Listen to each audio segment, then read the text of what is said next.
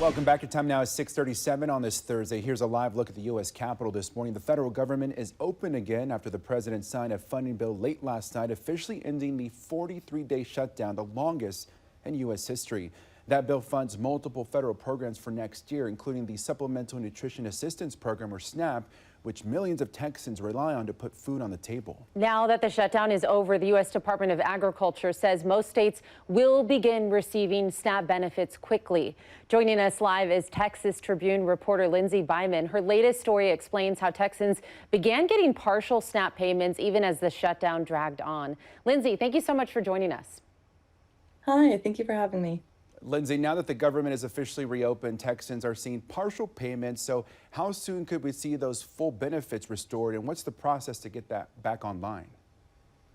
Yeah, so President Trump signed the federal spending bill last night, and that'll fund programs including SNAP through next September. So Texas experts are saying that Texans will receive their full payments. That depends on a few things when it hits their accounts. That depends on one, when the USDA tells states how to issue payments, and two, how long it takes Texas to actually load these payments onto Lone Star cards. So HHSC, the Texas agency in charge of this, has said in the past that takes about 3 days. So once USDA issues these guidelines, that is about the time frame that we're looking at. Lindsay, your colleagues have been talking with families caught in the middle of all of this. What are you hearing from them? We're talking weeks of uncertainty, skipped groceries, long lines at the food banks. Any stories that stand out to you? Yeah, Texans are scared and confused and also upset. Food banks are long because for more than 2 weeks, they haven't known if they would get benefits, when, or how much that would be. So they've gotten partial benefits on Monday, but some people got no benefits. And my colleague talked with one of these people, a college student, who is paying for their college with a part-time job, but they need SNAP to fill in the gaps. And they've had to shift things around in the partial benefit, in the loss. They haven't gotten anything.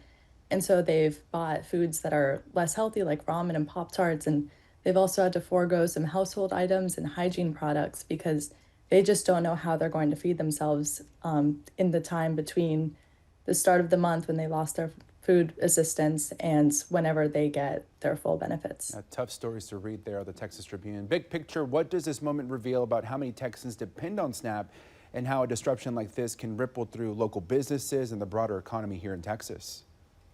Yeah, of course. So we know that there are 3.5 million Texans on SNAP. Half of them are children.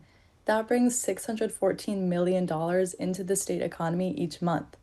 Now, people have to make really hard decisions when they don't have food money. So they've been not going to grocery stores, going to food banks instead, but then they've also been shifting around their payments for clothes and entertainment. And the economic impacts of the partial benefits are especially concentrated in areas where there are a lot of SNAP enrollees. And it might take a little bit for these economic impacts to lessen.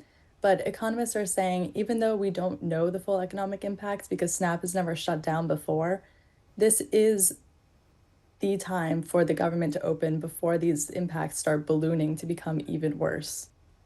All right, Lindsay, thank you so much for chatting with us this morning. We'll have this interview online later today at cbsaustin.com. Thank you, Lindsay.